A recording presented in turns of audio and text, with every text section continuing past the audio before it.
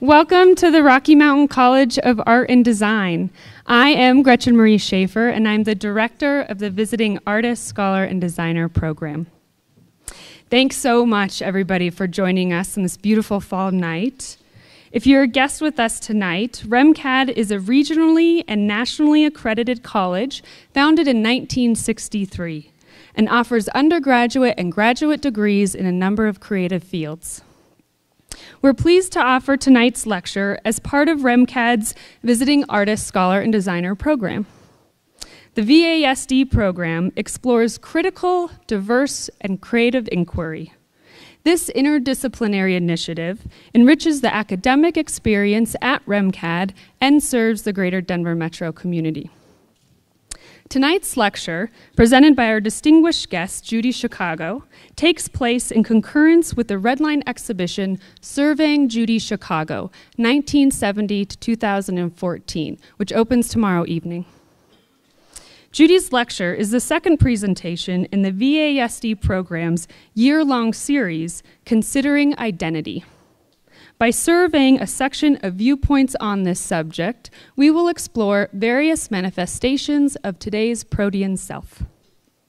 Before we invite Judy to the stage, I'd first like to introduce a very special guest, Simon Zalkind, the curator of the exhibition at RedLine. Simon has contributed to Denver's cultural landscape as an independent curator, critic, and fine art advisor for 35 years. Currently, Simon is a curator and director of exhibitions at the Mizell Center for Arts and Culture, and he is the director of exhibitions at the Fulginity Pavilion for Bioethics and Humanities at Colorado University Anschutz Medical Campus. His resume as an independent curator includes institutions such as the Museum of Contemporary Art Denver, the Boulder Museum of Contemporary Art, and the Denver Art Museum. His experience beyond Colorado includes working as a curatorial assistant at the Brooklyn Museum and as the assistant curator of collections at the Neuberger Museum. Almost 10 years ago, Simon facilitated a group exhibition at the Mizell Center entitled Upstarts and Matriarchs, Jewish American Feminists and the Transformation of American Art. In planning this exhibition, which focused on second-wave feminist artists in the 1970s, Simon, of course, hoped to include the work of Judy Chicago, an icon of that time and place. It never occurred to him that an artist of her stature would actually have the time and agree to participate in the exhibition. But hope against hope, he reached out to Judy. Not only was she interested in making herself and her work available for the exhibition, but she was eager and approachable and worked with Simon with care and attention.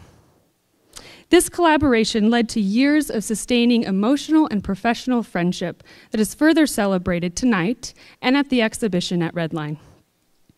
As champions of the arts and cultural influencers, I am honored to have these two friends with us this evening.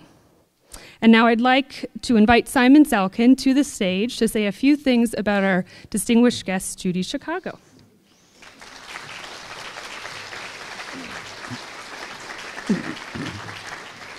Thank you, Gretchen, and thank you all for coming out tonight. I've been told time is of the essence here, so I need to stick to my script. But I wanted to let you know that I've known Judy Chicago and her husband and partner, Donald Woodman, for now probably around 12 to 15 years. So even though I'm sticking to a script, in between the lines, you have to intuit that there's a lot of heart and warmth as well as information. Okay. Controversy, tenacity, awe, and revelation characterize the phenomenal 5-decade-long career of the indefatigable, or is it indefatigable, Judy Chicago. Chicago's astonishing body of work is inextricably linked with the feminist art movement. She was at the forefront of that movement and arguably its most prominent and visible theorist and practitioner. Feminist art represents an attempt to radically re-envision the essence of Western culture, past, present, and future. It challenged and upended the hegemony of mainstream modernism and radically transformed the way we look at art and engage with art history. It was an early achievement of Judy Chicago to create art that would implement that project. She invented new terms and strategies for making and experiencing art. She revolutionized our understanding of women's contribution to art and to society. She created an art history of women, a history that had been overlooked, ignored, and erased. However, rather than pigeonholing Chicago as a feminist powerhouse of the 1970s, the exhibition, which opens tomorrow night at RedLine, examines the remarkable breadth and range of Chicago's work from the 1960s to the present. It demonstrates the coherence, vibrancy, and commitments that define Chicago's practice, linking earlier themes to the continued primacy of social and political concerns that inform the projects she has created in recent decades. Judy Chicago's signature work, The Dinner Party, 1974 to 1979, elevates female achievement in Western history to the glorious and heroic scale traditionally created by and reserved for men. The work came to represent the voices, the yearnings, and the aspirations of countless women who were rendered mute or invisible by conventional art histories. The Dinner Party, which now is the centerpiece of the Elizabeth A. Sackler Center for Feminist Art at the Brooklyn Museum, has become one of the iconic works of the 20th century and continues to raise profound questions about gender, art history, and the creative process as it challenges and inspires new generation of men and women. Stylistically, The Dinner Party signaled Judy Chicago's definitive shift from abstraction to figuration and collaboration, primarily with teams of needle and textile workers. Monumental multimedia projects such as The Birth Project, 1983, and The Holocaust Project, 1987, demonstrated Chicago's expanding range of concerns. Feminism was still central to her worldview, but her astonishingly diverse projects began to encompass larger global contexts of injustice, as well as articulating a vision realized through the primacy of her creative and aesthetic values of a world healed, transformed, and made whole. Judy Chicago is an artist whose work seamlessly integrates a robust and unflinching political commitment with art of great imagination, sensitive to the vulnerability, the fragility, and the gnarled complexity of human beings. Art which seeks justice yet knows that any remedy for our social ills also requires beauty. More radically, Chicago's art attempts to awaken our capacities for reflection, empathy, solidarity, and moral outrage. That it does so through works of art so marvelously conceived and realized is amazing. This is the power of art when it aspires not only to be good, but to do good, without compromise, manipulation, or deceit. My hope for this exhibition at RedLine is that it speak persuasively to Judy Chicago's singular achievement, as well as provide a container for the beautiful and compelling art that she has created in the process of transforming art history. Judy Chicago is arguably one of the most significant artists of our time. She turned 75 this year. The exhibition, Surveying Judy Chicago, 5 Decades, is a distillation of her career, organized by RedLine in partnership with Judy and Michaela LaMarche. RedLine joins many other museums and exhibiting institutions around the country in presenting major exhibitions of Judy Chicago's work in celebration of this milestone event. Thank you.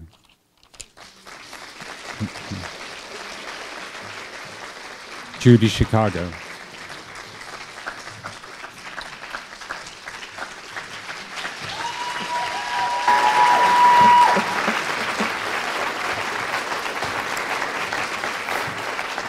I always say it's a little disconcerting if you applaud before you hear me talk. I don't want it to be a disappointment. From the time I was a child, I wanted to be an artist. I started going to art school when I was 5. And at 17, when I left Chicago for college at UCLA, I told my childhood friends that I intended to make a contribution and to become part of art history.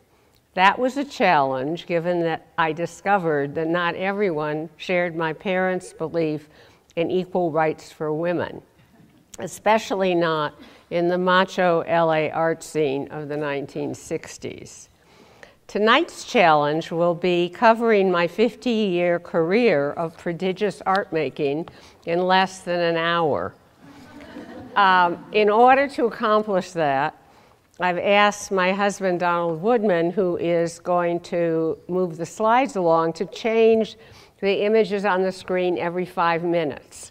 So I might have to talk very fast at the end to try and get to the next image, okay?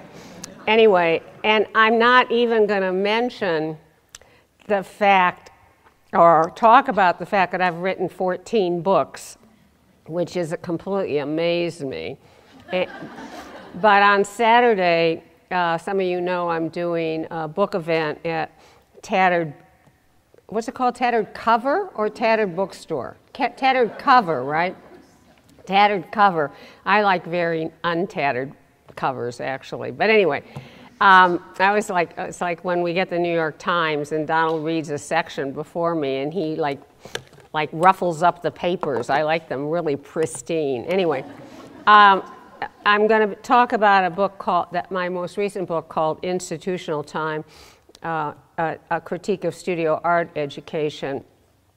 But I don't have time to talk about that.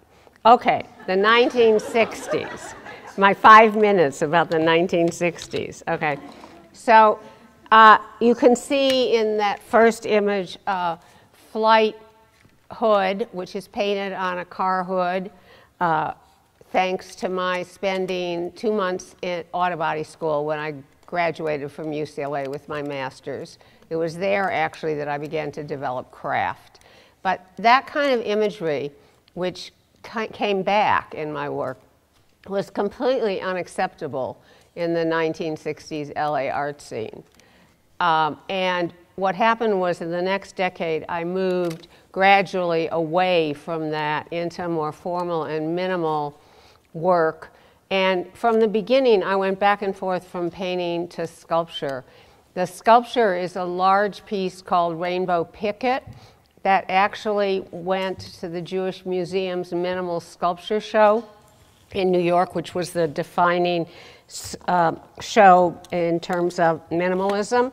And I was only one of 3 women in that show. There were 42 artists. And I was such a naive and idealistic young woman that I didn't know that when you're in a major show in New York, you're supposed to get on the airplane and go to the opening.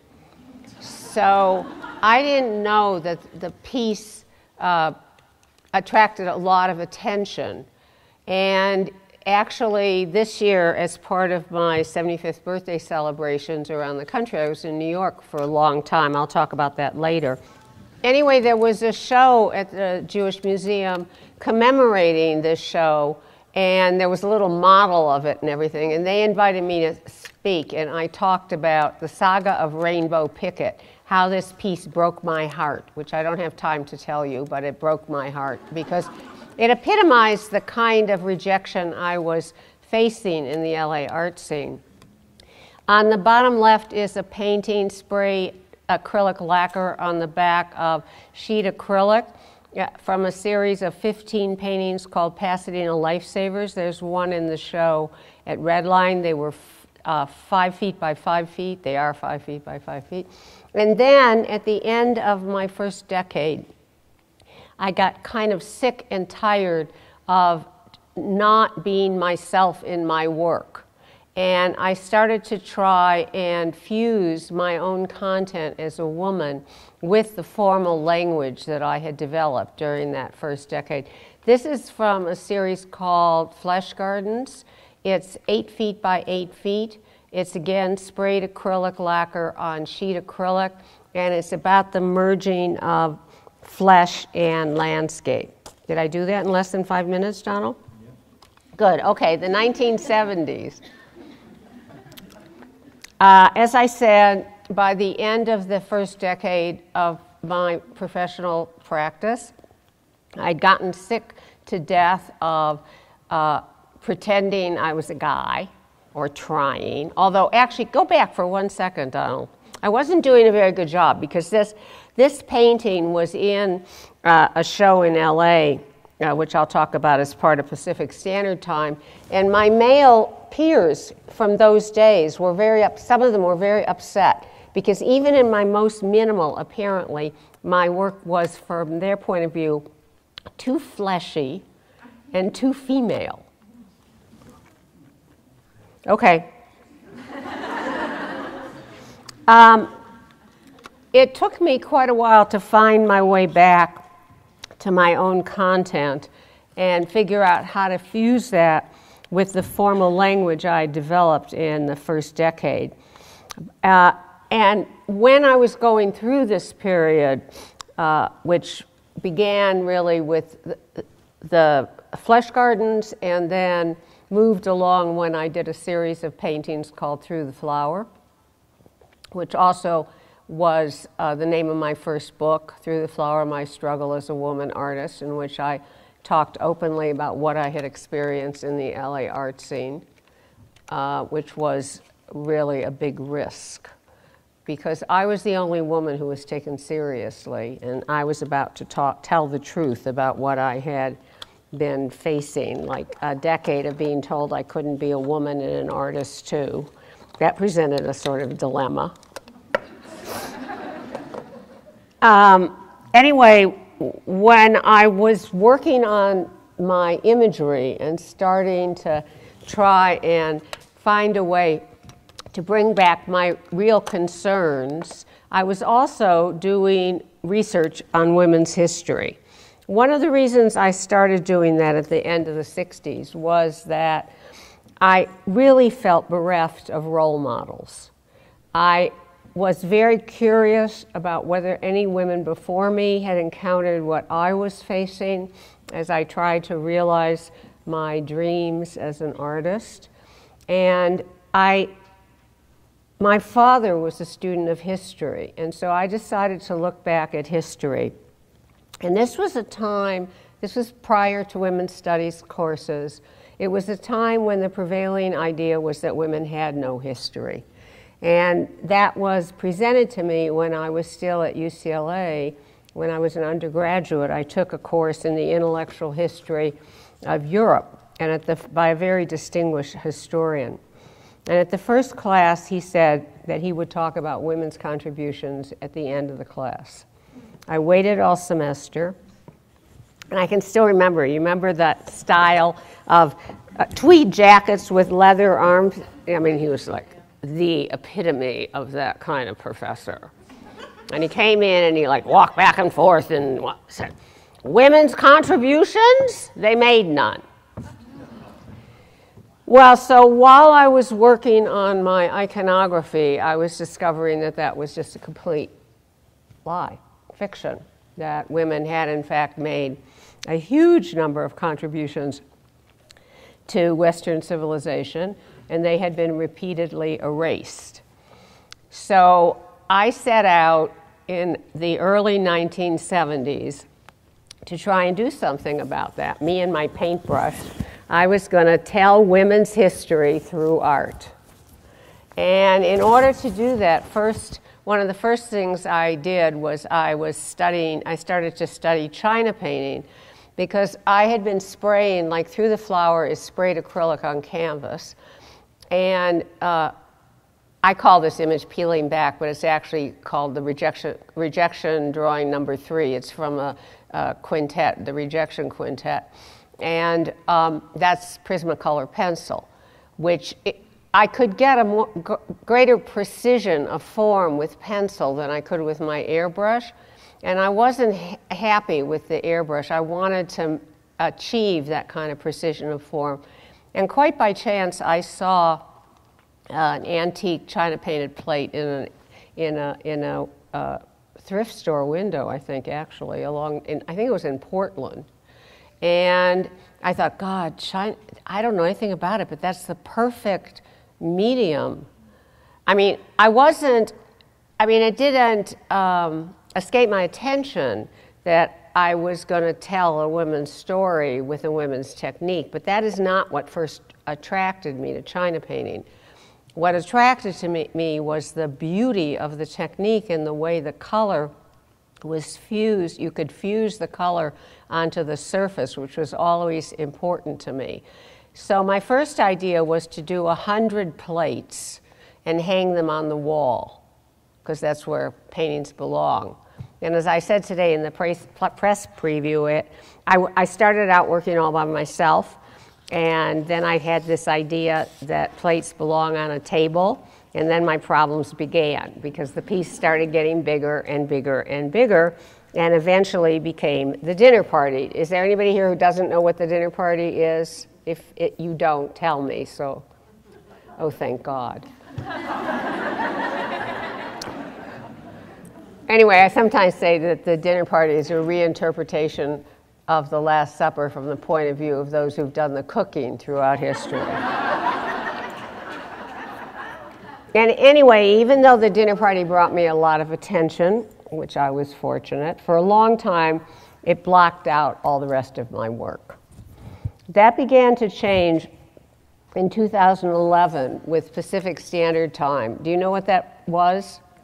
It was, for those of you who don't, it was a Getty-funded initiative that involved every institution in Southern California from Santa Barbara to San Diego, documenting and celebrating Southern California art from 1945 to 1980, 20 of which years I was living in LA.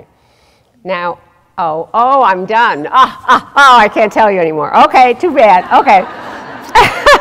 But anyway, I was very prominent in Pacific Standard Time, which introduced people to my early work, okay? After the dinner party, I turned my attention, I actually got interested in it when I was working the subject of birth, when I was still working on the dinner party, because I did an image of Mary Wollstonecraft dying 2 months after giving birth to her daughter Mary, who grew up to become Mary Shelley. And I started thinking about the fact that there were almost no images of birth in Western art. This was before, Frida Kahlo was not very well known at this time. So her painting, My Birth, was not yet part of the canon.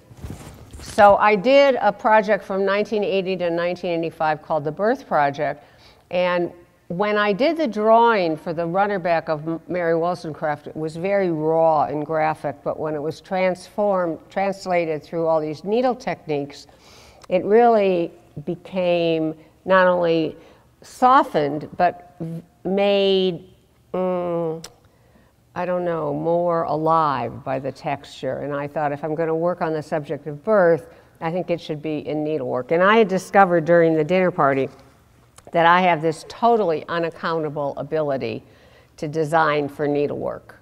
I cannot sew and I cannot stitch, but I can see a technique and imagine how it could be used expressively. So there were 85 needleworks in the Birth Project, and we did a traveling tour, exhibition tour from 1985. Actually, we started earlier, 1982 to 1987, and there were 100 Birth Project exhibitions around the country.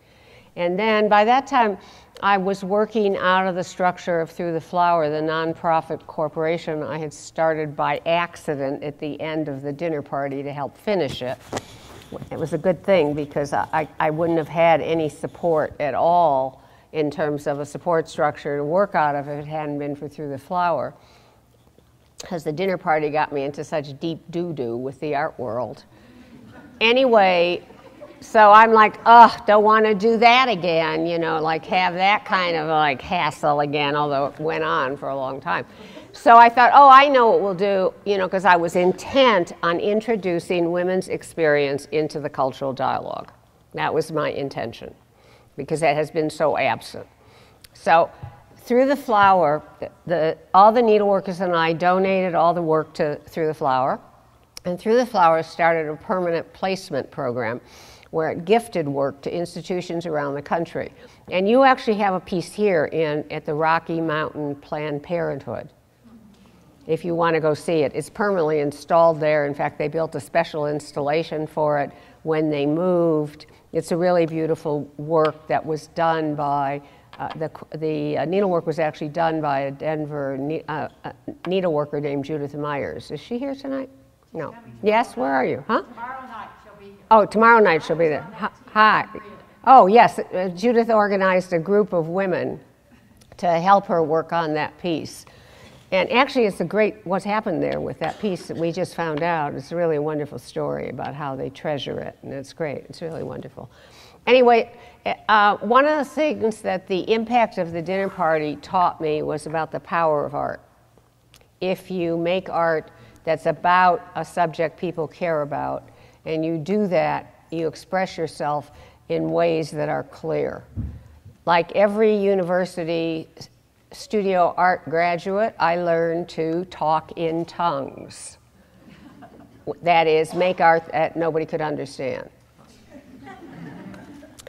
And I retaught myself. I set out to change that and to make my imagery more accessible, because once I saw what the impact of art could be through the dinner party, there was no going back from that. Anyway, while I was still working on the dinner party, on the birth project, which was going very slowly because needlework is really slow.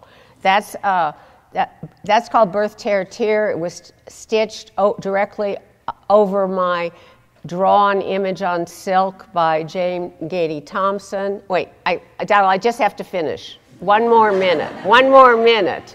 Go back. One slide. No, okay. And the piece on the top, Earth Birth, it's true. And if we didn't change this, if Donald didn't change the slides, I'd never get finished. Earth Birth is actually at RedLine. It's 14 feet, 5 feet tall by 14 feet long, and it's a quilted and painted image uniting the female body with the earth, and the female is giving forth light. So while I was finishing the birth project, I got interested. I went to Europe and I saw the great Renaissance paintings for the first time. And I thought to myself, if modern society was born in the Renaissance, so was our concept of the heroic, which one could say has gotten us into a lot of trouble in the ensuing centuries. The image of the male hero weighs heavily on everybody, men especially. Anyway, I got interested in exploring the gender construct of masculinity. And as I often do, I went to the library when I started. And it was so interesting in the early 80s looking up gender. This was before gender studies and before queer theory. And the only books were on women, as if only women have gender. It was very interesting.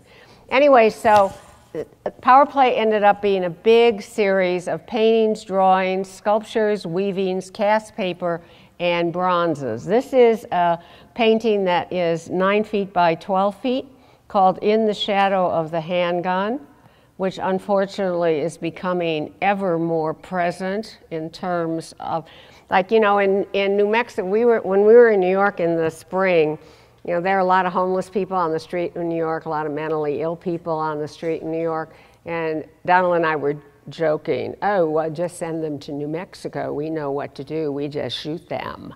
I don't know if you followed this story about our overly militarized police with the huge weaponry that's been given to them in communities all over the country.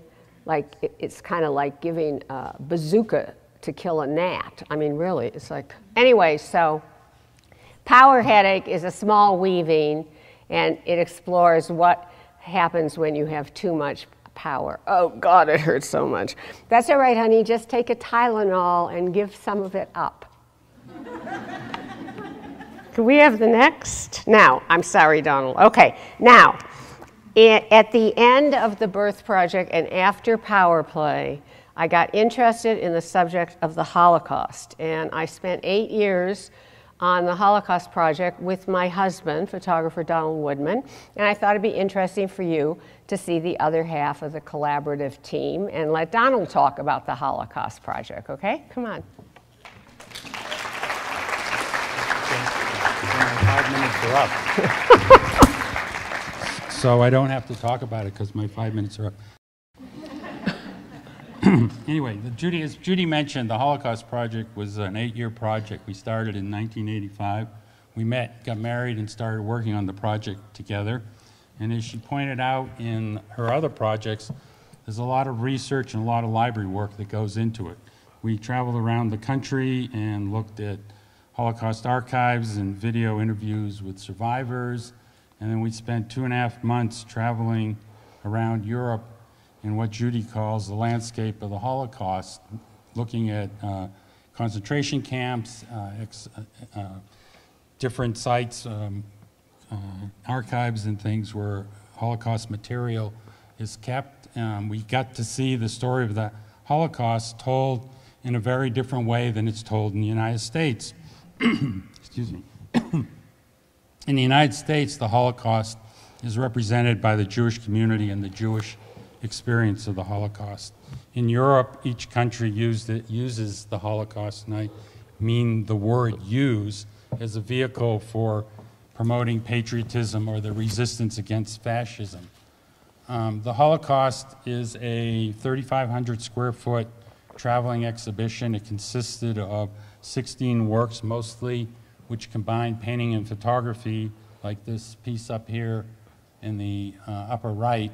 It's introduced by a stained glass window, which is a symbol of the triangles that were worn by the prisoners in the camp, and sort of takes that symbolism and turns it upside down. It ends with a stained glass window, Rainbow Shabbat, which is 15 feet long and 5 feet tall.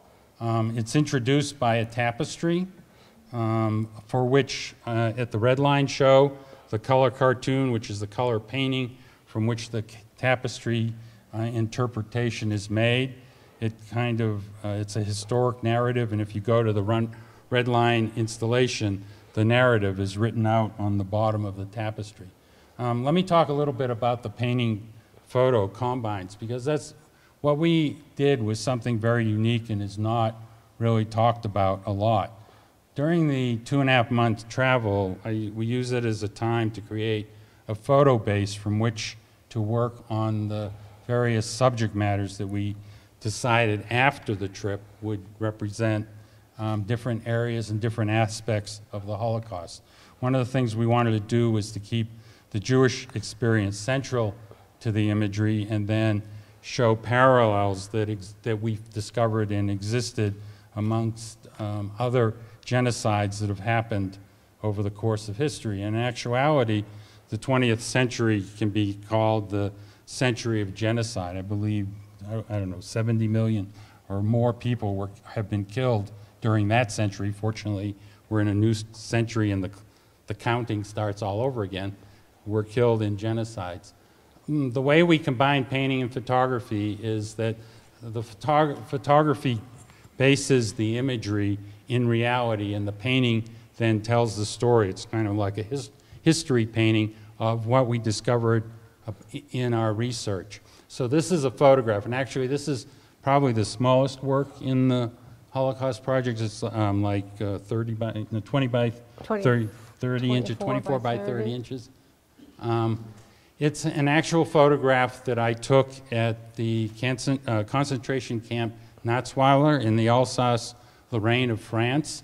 It's at an inn where the local people congregated, and the Nazi people who ran the camp congregated for drinks, as the story goes. And across the road from the inn was an old bathhouse, which was converted into a gas chamber, and we sort of interpreted the story. You can see up here people being driven into the gas chamber to be killed. In actuality, whether there were people sitting at the inn observing this or not, they knew what was going on at the camp. It was no mystery. And actually one of the most horrifying things for me was to discover that a lot of the corpses that came out of this gas chamber were taken to a medical school and used for educational purposes. So briefly, that gives you an overview of what happened. There are 14 other paintings that vary in size, painting photo combines. It's done on a material called photo linen, which at that time it was only available from Germany. It's no longer available, and I think I reached my 5-minute limit. So, and there's a book on the Holocaust Project and other writing, and you can go on the websites too. Let me say 2 things about this. One was it was the first time I ever worked in glass, which we're going to come back to. And secondly, as Donald said, the tapestry, which is called The Fall, is a visual narrative, and you'll be able to see it and see the actual written narrative line tomorrow night. And Rainbow Shabbat, the stained glass window that is the culminating image of the Holocaust Project, is a vision for the future. It's an image based on the Friday night Shabbat service and fused with a concept in Judaism called tikkun olam, which means to heal or repair the world. And even though both Donald and I were raised in secular families, and we knew nothing about the Holocaust. We were from the generation before it was mandated in schools. We knew absolutely nothing about it. And when we first met, we flew to New York and we saw Shoah, the Claude Lanzmann film, which came out in 1985, and it just completely overwhelmed both of us. And the other thing that was pivotal for me in terms of my development as an artist was that learning about the Holocaust, and particularly learning about how many people, way beyond the Jews and Gypsies, I mean, millions and millions of people were impacted by the Holocaust in Europe, in Russia, all over Eastern Europe. And the resonance of the Holocaust continues today. In fact, I sometimes say, you know, the mantra of survivors was never forget. And since we all see what's going on, one can ask, what do you mean never forget? We forgot. The only thing we seem to have remembered is how to do it and how to do it better. Because, I mean, the grisliness of the kinds of genocides that have gone on, you know. Anyway, I gotta stop. Move along, okay. But we decided to end the Holocaust Project with a hopeful image. Rainbow Shabbat is a vision of the future transformed into a place of very different values. And I was interested in that as we approached the millennium. And I did a project from 1994 to 2000, working with some of the best needleworkers I had worked with over the course of my career. Because when you see Earthbirth, which I showed you before, it fuses openly painting and needlework. A lot of the other Birth Project works were stitched on top of my drawings, like Birth Tear Tear, or in the case of the piece at Rocky Mountain Planned Parenthood, there's a batik image that's based on a black and white, and then that's worked on. But in Earthbirth, I actually began, in those kind of works, I began to openly fuse painting and needlework, and I got really interested in that, wanted to do it some more, and wanted to push that. And so I got together with some of these longtime needleworkers. There's only one, there are 20 works in resolutions. The exhibition opened in 2000 at what is now the Museum of Art and Design, which toured it to 8 museums. And Donald forgot to tell you, the Holocaust Project toured for 10 years to both Jewish institutions and art institutions.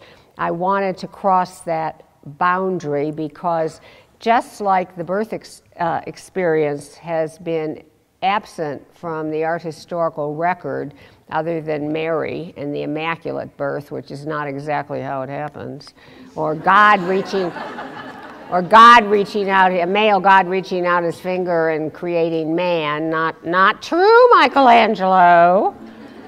Gorgeous image, but not true.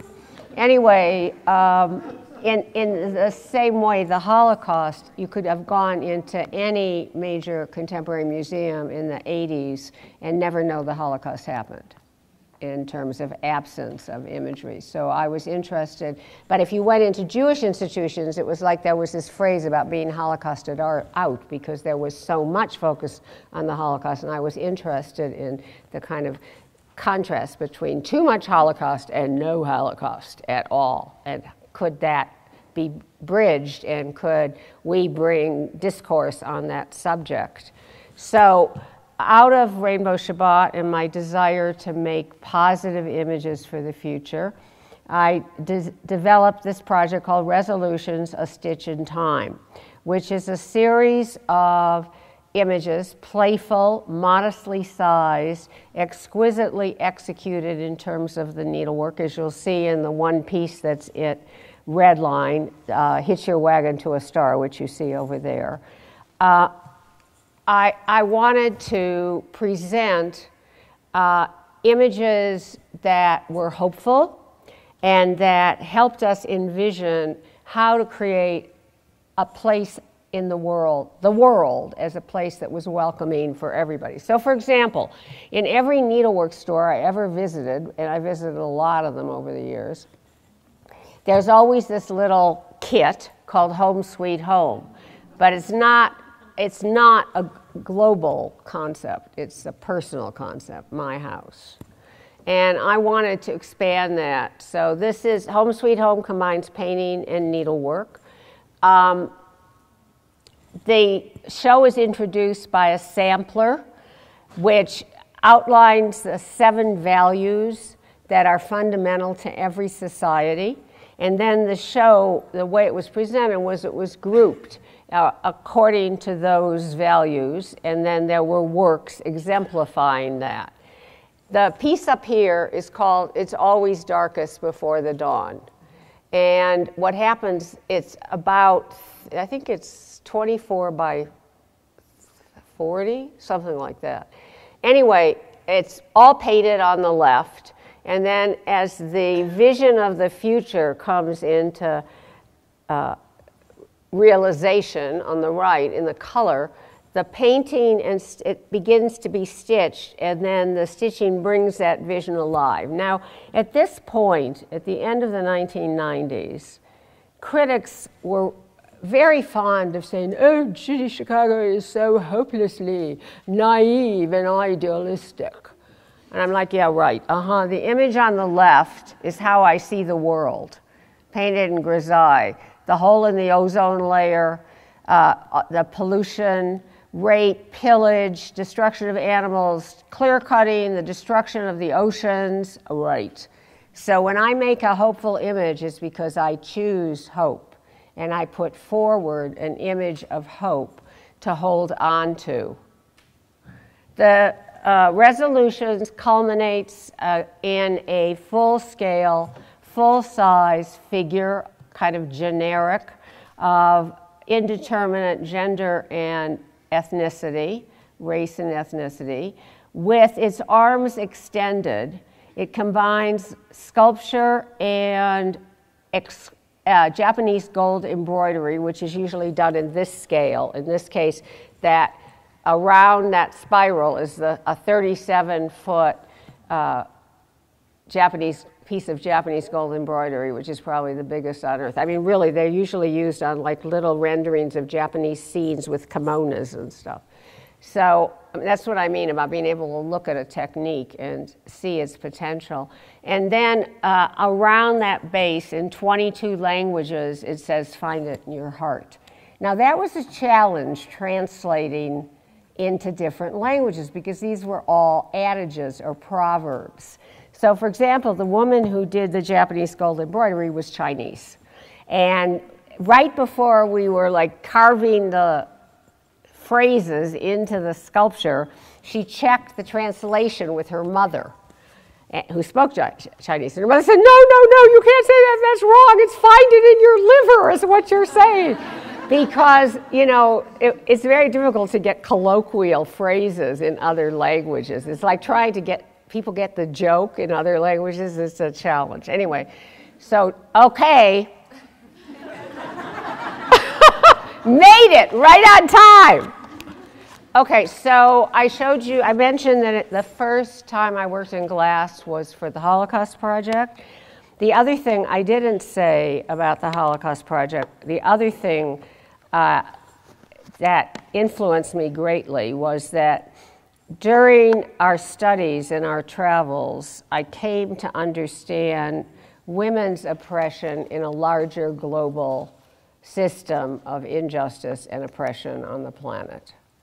And I think that's why my gaze turned sort of global. You know, people say, oh, you're not a feminist artist anymore because, you know, you're not making images of women.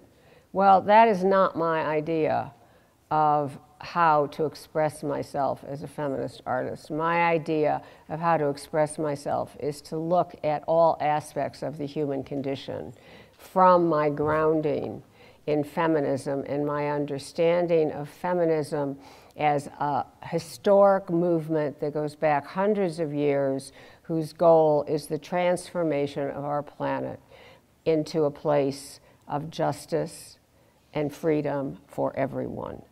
That is the goal of feminism. Okay, so over the course of the time between the Holocaust Project and in 2003, like when I worked in stained glass, which I didn't like the painting, stained glass painting. I started out to learn it. I was interested in the kind of glass painting, actually, that I had seen when I was studying China painting, because a lot of the China painters painted on glass. It's a painting technique that's very unknown in the glass world.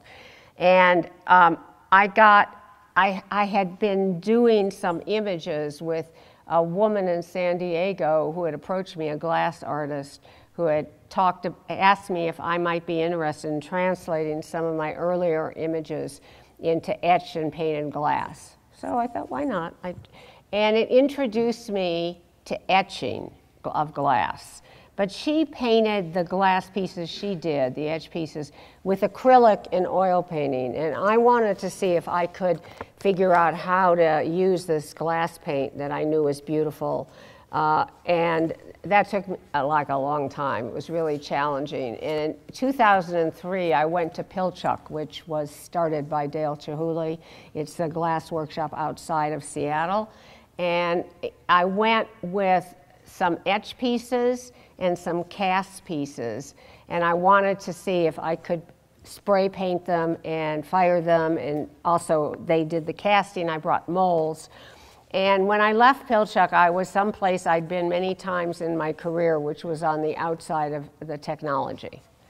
And I like that. I find it challenging. And since 2003, I've been working steadily in glass. I did a whole series of images cast and etched and painted around the hand. I got interested in how one gesture can mean many things. And then in 2007, I started a series of heads. I did 7 life casts, and I got very interested. I thought I was going to work on all of them. I got very interested in this particular head, which was of a woman named Toby Shore, who's sitting right here in the front row. I thought she had a beautiful head.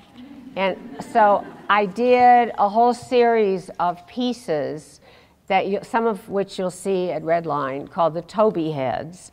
And then somebody told me, I think it might have been Donna Lee, one of the art divas, told me about Toby mugs, and I thought, oh, that's too good to let go. So I started bringing back some of the techniques I'd used before, like bronze and ceramic. And this is a very oversized, a very large head. It combines bronze and glass, which was a tremendous challenge technically. And then after I finished and showed the Toby heads in 2010, I started working on the rest of the heads. And last June, I premiered the show Heads Up, which was of the rest of the heads, at David Richard Gallery in Santa Fe, and Simon wanted to include some of these in the show here. So you'll see some of them at RedLine. And again, there are multiple scales, like if we go back one, Donald, you can see the size of both of these. And this head, now you can go forward, honey, that'd be great. This head is called Man with Golden Tongue, Grand Man with Golden Tongue. I think we've all met someone like that. Anyway, so this is bronze. Facelift combines bronze and glass.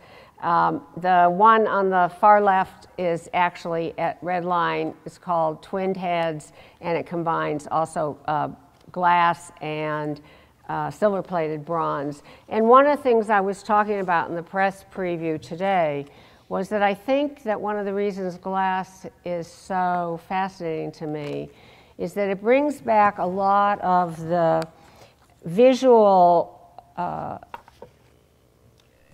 potential that I explored in my early work in plastics, actually. Surface, light, transparency. But its added benefit is that it allows one to look under the surface.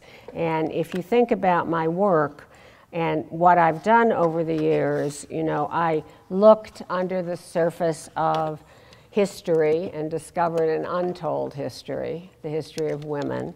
I looked at the absence of birth in Western art. I examined Donald and I approached after a while as we began to understand the Holocaust in a wider context. We looked at it as a prism through which we could see much larger issues of victimization, the grotesque use of power. So looking through, looking beneath, looking around, exploring what's left out has been the major thrust, I would say, of my career. And so glass allows that perfectly.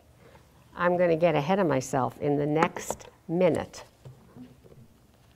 Yes, okay.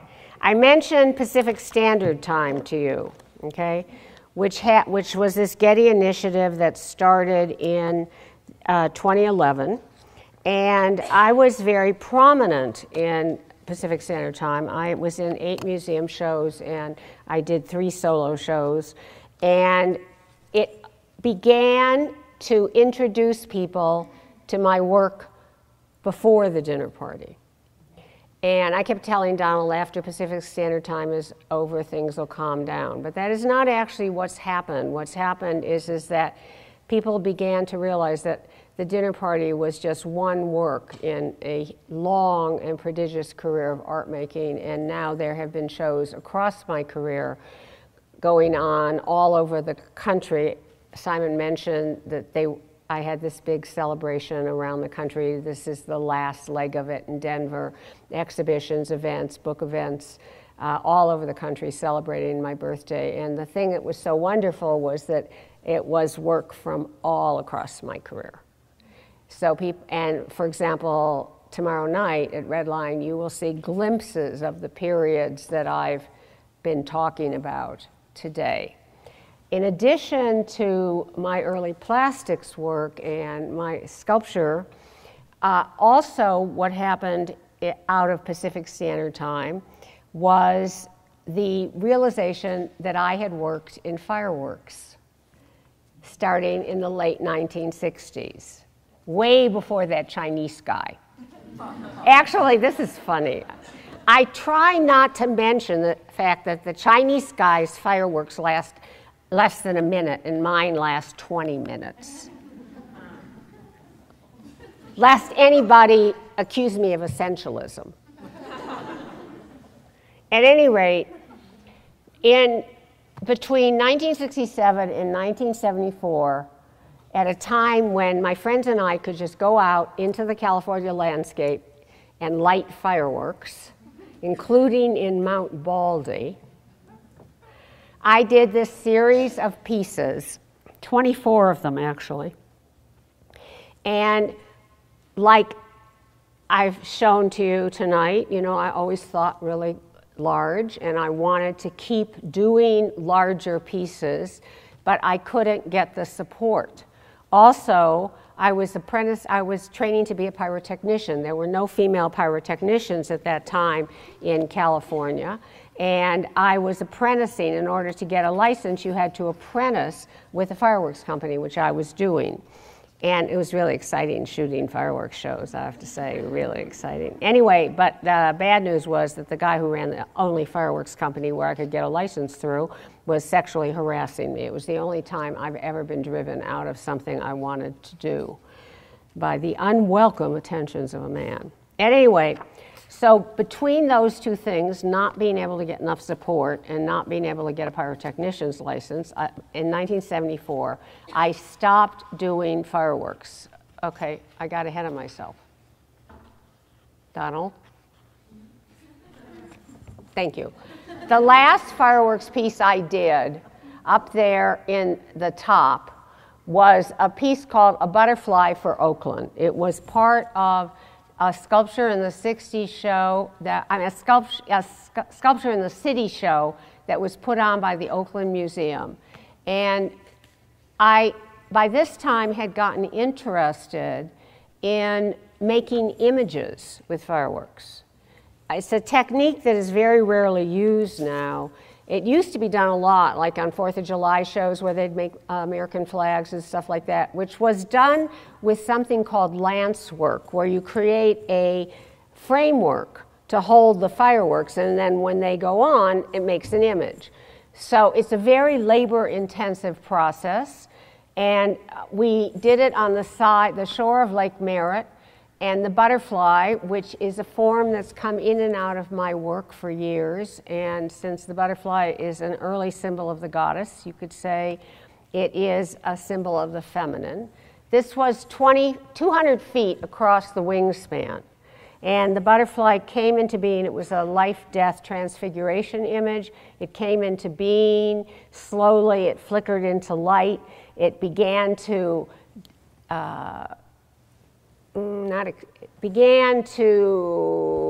express itself. And then at the end, it erupted, and 48 Roman candles flew into Lake Merritt. That was great. Anyway, so that's when I stopped. In 2012, I was invited as part of Pacific Standard Time Performance Festival to pick up where I had left off. A lot of the artists of my generation did, they redid pieces from the 70s for the Performance Festival, but I didn't want to do that. I actually wanted to pick up where I left off. So I did a butterfly called A Butterfly for Pomona, where my erupting female butterfly settled down on the football field at Pomona College. Loved it. And then, and I also did a piece called The Deflowering of Nye Plus Brown. Nye Plus Brown was my gallery in LA until they closed, and that was fun to do. But anyway, my longtime dream of doing a really complex fireworks piece came true last spring when I did A Butterfly for Brooklyn. You know, I was talking about not being able to get enough support. When I went back to doing fireworks, I realized you couldn't get colored smokes anymore, which I'd used a lot. And fireworks technology had changed a lot. There were a lot of new effects that I had to learn about. The one thing that hadn't changed at all was lance work. Lance work was still the same labor-intensive, difficult, time-consuming process that it always was. And that interested me. But then when I was invited to do, as part of the show at the Brooklyn Museum, looking at my early work called Chicago in LA, which was a tandem show with the New Mexico Museum of Art. Brooklyn looked at my LA years, and the New Mexico Museum of Art in Santa Fe looked at my New Mexico years. And so as part of the Brooklyn show, I was invited to do a performance. I designed A Butterfly for Brooklyn, which was in Prospect Park, which is adjacent to the museum, and there were 12,000 people there. And at the end, they all sang me happy birthday. It was like...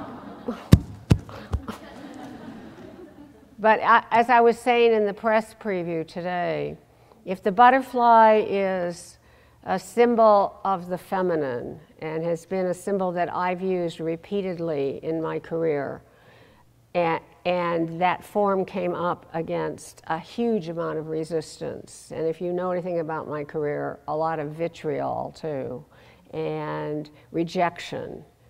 And something happened in Prospect Park where I released this butterfly form to the audience and they embraced it.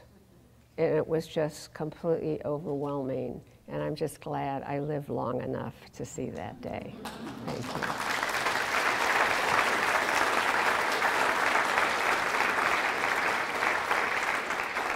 you. Okay, so we have a little time for questions and answers. If you'd like to ask me any questions or make comments. Hi, my name is Niku. I'm a graphic design student here, and I just thought it'd be really interesting to ask you about some of the feminist art I've been seeing from my peers across the country, primarily from New York and Cal Arts, but there's artists like Audrey Woolen and... Wait, you know, I can't understand you. Let me see if I don't know if you're familiar with the work of Petra Collins or Audrey Woolen, but I just wanted to know if you are and what you think of that movement now and how it's portrayed in the art world.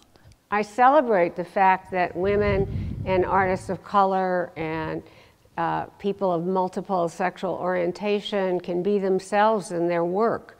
Before the advent of the feminist art movement in the 70s, that was simply not possible. Women, artists of color, I mean, gays, lesbians, they all had to bury who they were in order to be accepted. And that's not the case anymore. We changed that, and I'm very glad about it. Cool. I just wanted to make sure you're happy where everything's going, so.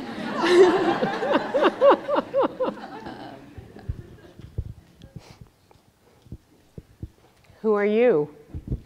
Hi, I'm Mimi Sierra. I'm a art education student here, photography. But I was just wondering what advice you would have for emerging like female and feminist artists like now. Yeah. That's actually interesting because I'm asked that a lot, and in institutional time I talk about it. You know, the art world was very, very different when I was your age. Yes, as macho as the LA art scene was, still there was not much of a market.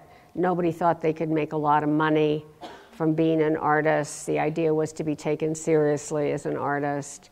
Now that has changed dramatically. You know, the marketplace presses very hard down on young artists. And young artists come out of school often with a lot of debt. And there are too many artists being pumped out of the graduate schools. 10,000 a year in America alone. And at any moment, there are 40,000 artists pounding the pavement in New York and another 40,000 in London looking for a gallery. So what's a young artist to do? Also, young artists are often picked up, manipulated, milk dry, and spit out in a system that is focused on the new. I mean, really, you should read Institutional Time because that's what I'm addressing a lot of that. So now what I'm really saying to young artists is get a job. Really, get a job so that you can support yourself because there are so few jobs in the arts. And work on vacations, weekends, at night, because you're young and you have lots of energy and you can work 60 hours a week like I did when I was your age, and work on creating your own vision. And only when you have found your own voice, enter the marketplace. Because what is the hardest now for young artists is having a long, sustained career like I've been able to have. That is the biggest challenge. And you know, making art is one of the greatest things in the world to do. So that's my advice. Thank you. Somebody back here. Who are you? Hi, my name is Erlich. I'm also a student here in the art education program. I wanted to ask a question about your process. Like as in the dinner party, you had a conceptual idea of like making 100 plates, things like that. I was wondering, but then that changed. Yeah, like I was wondering, had you ever gotten or felt lost within the process of research? Or if the direction in which you wanted to go, what you envisioned for your project, have ever like altered, or if you ever, I don't know, like I was just wondering, like just the research Well, I'll tell you, process. when I started working on women's history, I didn't exactly think I'm going to spend 5 years on this piece and 30 years getting it permanently housed, and I'm going to end up broke, and I'm going to end up having my work debated on the House of Representatives for 1 hour and 27 minutes, where these people didn't know what they were talking about. Did I envision that? Not. I'm like, okay, I'm going to work on plates. Then I'm going to put plates on the table. Oh, okay, the table. Well, that reminds me of the Last Supper. Okay, well, there were 13 people at the Last Supper, all guys. So I have to have 13 people on the table. Okay, well, because I want to invert that and suggest that women are just as holy as men. So then I'm like, oh, well, you know, I want to teach women's history. And meanwhile, I'm finding out more and more and more about this history. And I'm like, okay, I'm going to try and tell history like I learned it, the history of Western civilization, through these different heroic figures, except these heroic figures are going to be women instead of men. And then, okay, well, how many plates do I have to have for that? Okay, I mean, it was one step at a time. And then the same thing with money. Did I ever think it was going to cost so much money? I can remember when I had made this contract for the porcelain tiles, which were being hand cast in this little mom and pop, for the floor. I can still remember my hand was shaking when I signed the contract for $11,000. I have no idea how I'm going to pay for it. So no, I mean, I'm just like everybody else. But it's just that when I decide I'm interested in something, I follow it and I go where it takes me, no matter what the consequences, which have sometimes been not at all what I expected. Does that help? Yeah, thank you. Yeah? Yeah, I was going to actually say that, yeah. Yeah, I was actually going to say, one of the things I was just thinking before Donald said that actually is that as I was working on institutional time, I mean, I sort of got interested in art education because, you know, when I was in college, art education was looked down upon. And I got there because I was interested in developing a dinner party curriculum for K through 12.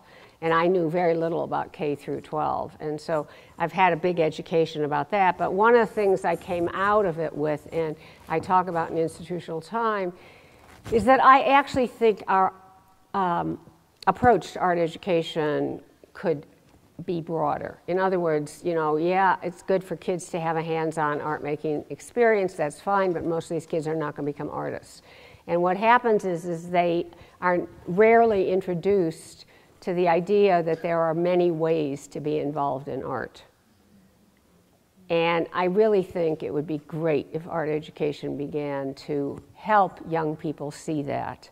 You could be a collector, you could be a curator, you could be a conservator, you can be an art handler, you can be an art historian. There are all kinds of ways to be involved in art if you're not prepared for the challenges of life as a practicing artist. And I think that it would be a lot better, and it would create a much broader support basis for art, actually, if art education were broadened. And the way I got involved in working on the dinner party K through 12 curriculum, which is available online for free at my art education archive, which is at Penn State. You just Google Judy Chicago, or you can just Google the dinner party curriculum and it'll come up. And you can just click on it. It's being downloaded actually by people all over the world. When Donald and I I went back to teaching in 1999. I wanted to see what was happening to University Studio Art Education, and I did a bunch of semester-long gigs, but it presented a problem for me and Donald because of our cats. So my first gig, I had the cats, and then my second gig, Donald had the cats, and we were like, this isn't working. So then we decided we better team teach. Anyway, so then we would move with 7 cats, so that was a scene, especially if we had to stay overnight, and the cats would get underneath the beds in the motel. They would, anyway. So we were at Vanderbilt, and I got an email before, it was from an art education magazine, a K-12 art education magazine, because there was going to be an article about a teacher in Connecticut who had done presumably what was a tribute to the dinner party. Now, over the years, that we used to get it through the flower, we still do, lots of information and pictures from teachers who were using the dinner party in their classes. This, I didn't really pay that much attention to it because I was a snob about art education. Boy, did I get my comeuppance. Anyway, so I read this, and the teacher was very well intended, but she did a project with her students of autobiography plates. Now, there's nothing wrong with that project. It just has nothing to do with the dinner party. And in fact, it's antithetical to the goals of the dinner party, which are to teach women's history through art and to help girls in particular who get lost in the personal to see themselves in history. So this was the opposite. Oh, let's focus on yourself. It was the complete opposite. So I thought, you know, maybe this was right before the permanent housing of the dinner party.